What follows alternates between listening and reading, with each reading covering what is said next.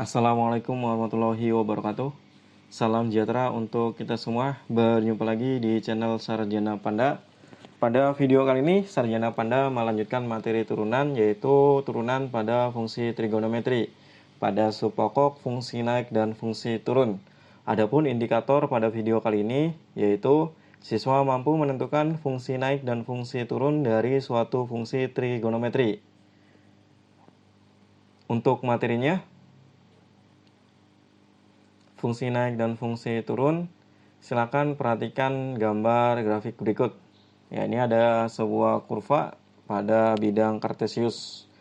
Ya, dari kurva ini kita bisa ambil kesimpulan kurva bergerak dari turun dari titik A, kemudian naik dari titik B sampai dengan titik O, kemudian kurva berbelok dari titik O dan bergerak naik ke titik C dan kemudian turun ke titik B.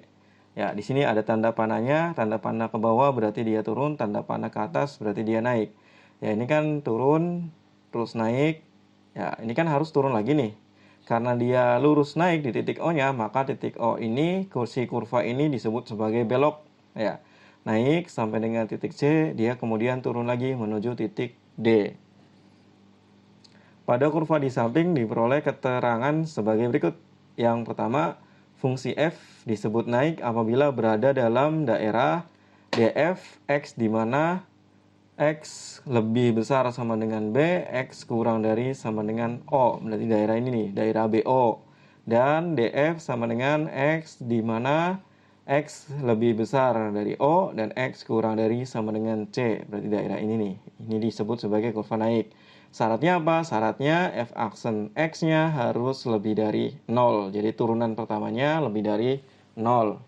Terus yang kedua, fungsi f disebut fungsi turun apabila berada dalam daerah df sama dengan x di mana x lebih dari a, x kurang dari b, dan df di mana x lebih dari C kurang dari D. Berarti daerah ini daerah AB dan daerah CD.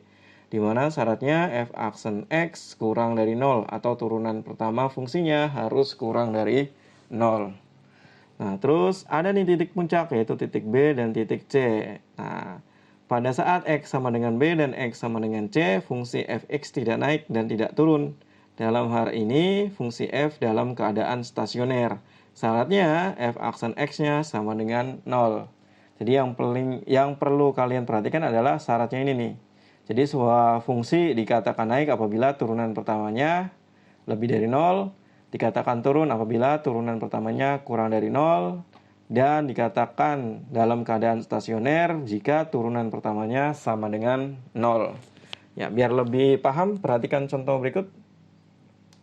Tentukan nilai yang menyebabkan fungsi trigonometri y sama dengan fx sama dengan sin 2x naik dan turun pada interval x lebih dari sama dengan 0, x kurang dari sama dengan pi. Ya. Caranya, pertama kita turunkan terlebih dahulu fungsinya. Ini diketahui fungsi fx sama dengan sin x, sin 2x. Berarti turunan pertamanya f aksen x sama dengan 2 cos 2x. Ya, sebelum menentukan daerah naik dan daerah turunnya, kita tentukan batas-batasnya terlebih dahulu. Ya, cara mencari batasnya, anggap aja turunan pertama ini sama dengan 0. Berarti nanti 2 cos 2x sama dengan 0, berarti cos 2x sama dengan 0. Nah, terus kita uraikan. Nah, penguraian ininya balik lagi materi di kelas 11 kalian pada matematika peminatan, yaitu pada persamaan trigonometri. Silakan kalian baca lagi.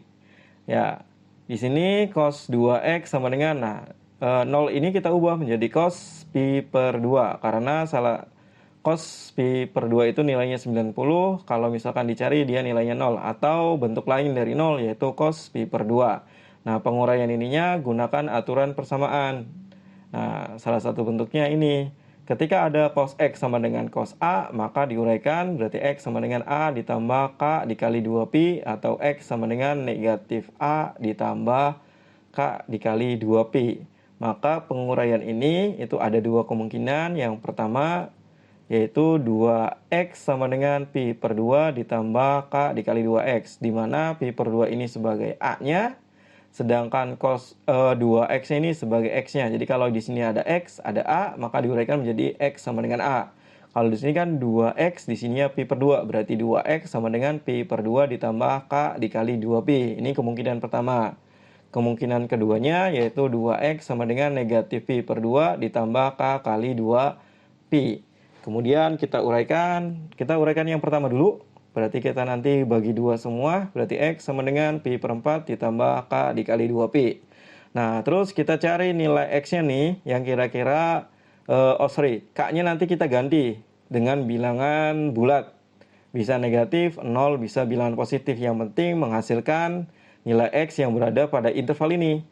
Ya, berarti nanti kita coba untuk k sama dengan 0, maka nanti didapat x-nya yaitu pi per 4. Nah, pi per 4 berada di sini, berarti ini mungkin. Terus k sama dengan 1 itu didapat 5 per 4. 5 per 4 itu kan lebih dari ini, berarti dia tidak mungkin, berarti tidak usah dilanjutkan. Nah, terus kita uraikan di kemungkinan yang kedua, berarti nanti 2x sama dengan, kita bagi 2 juga sama, berarti x sama dengan negatif pi per 4 ditambah k dikali pi. Terus untuk k sama dengan 0, ini didapat negatif pi per 4.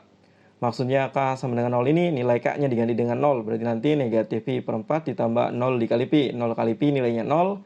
Negatif pi per 4 ditambah 0 hasilnya negatif pi per 4. Itu hasilnya negatif pi per 4. Dan ternyata hasil ini di luar intervalnya. Berarti dia tidak mungkin. Berarti lanjut lagi, k sama dengan 1 itu didapat 3 pi per 4. Terus k sama dengan 2 didapat 7 pi per 4. Di luar interval ini lagi berarti tidak mungkin. Jadi batas yang mungkinnya ada 2, yaitu pi per 4 dan 3 pi per 4. Kemudian kita buat garis bilangan di mana batas intervalnya 0 sampai dengan pi. Terus kita tulis titik-titik yang mungkin, yaitu pi per 4 dan 3 pi per 4. Nah, sekarang kita tentukan nih daerahnya. Mana yang naik, mana yang turun. Berarti dari 0 sampai dengan pi per 4, ini apakah naik atau turun. Terus pi per 4 sampai dengan 3 pi per 4. Dan juga 3 pi per 4 sampai dengan pi. Nah, cara pengecekannya kita ambil sembarang nilai yang terletak pada daerah ini. Ya, di sini Sapa ambil titiknya, yaitu untuk daerah yang pertama pi per 6. Daerah yang kedua adalah pi per 2, dan daerah yang ketiga adalah 5 pi per 6. Ya, ini bebas sih, kalian bisa ngambil pi per 8, pi berapa, terserah. Yang penting memudahkan kalian hitung. Nah, kita cek nih, menghasilkan nilai negatif atau nilai positif. Caranya apa? Substitusikan pi per 6 ini pada turunan pertamanya. Ya, di sini kita buat urutannya. Berarti nanti f aksen x sama dengan 2 cos 2x. Yang digunakan turunan pertama, bukan fungsi asal ya. Ya, jadi kita menggunakannya turunan pertama, bukan fungsi asal. Fungsi asalnya fx sama dengan sin 2x, berarti turunan pertamanya f aksen x sama dengan 2 cos 2x. Berarti di sini nih. Terus kita substitusikan pi per 6 ini pada nilai x-nya. Berarti nanti f aksen x-nya diganti dengan pi per 6 sama dengan 2 cos 2. Nah, x-nya diganti lagi pi per 6. Pi per 6 sendiri itu nilainya 30 derajat. 30 derajat dikali 2 itu nilainya 60 derajat. Cos 60 nilainya setengah. Setengah kali 2 nilainya 1. Nah, karena f aksen pi per 6 itu nilainya 1 alias positif, maka daerah ini itu nilainya positif. Terus dengan cara yang sama juga kita cari untuk daerah pi per 4 sampai dengan 3 pi per 4. Ternyata didapat negatif, dan daerah ini dapat juga daerah positif. Silakan kalian cek sendiri. Nah, ketika sudah diketahui mana daerah positif, mana daerah negatif, maka kita tinggal buat kesimpulan. Ingat, daerah positif berarti dia naik, daerah negatif dia turun. Berarti untuk interval naiknya berada pada interval x lebih dari sama dengan 0, x kurang dari sama dengan pi per 4, atau x lebih dari sama dengan 3 pi per 4, x kurang dari sama dengan pi. Ini untuk interval naik. Dan untuk interval turunnya itu berada pada x lebih besar dari pi per 4, x kurang dari sama dengan 3 pi per 4. Ya, materinya sampai di sini. Ada pertanyaan? Ya, untuk latihan soalnya silakan kalian kerjakan soal latihan berikut. Apabila dalam pengerjaan kalian ada kesulitan atau masih belum paham, silakan kalian tanya pada kolom komentar. Untuk video pembelajaran kali ini, Sapa cukupkan sampai di sini. Sampai berjumpa pada video pembelajaran berikutnya. Sekian dari Sapa. Assalamualaikum warahmatullahi wabarakatuh. Salam Sarjana Panda.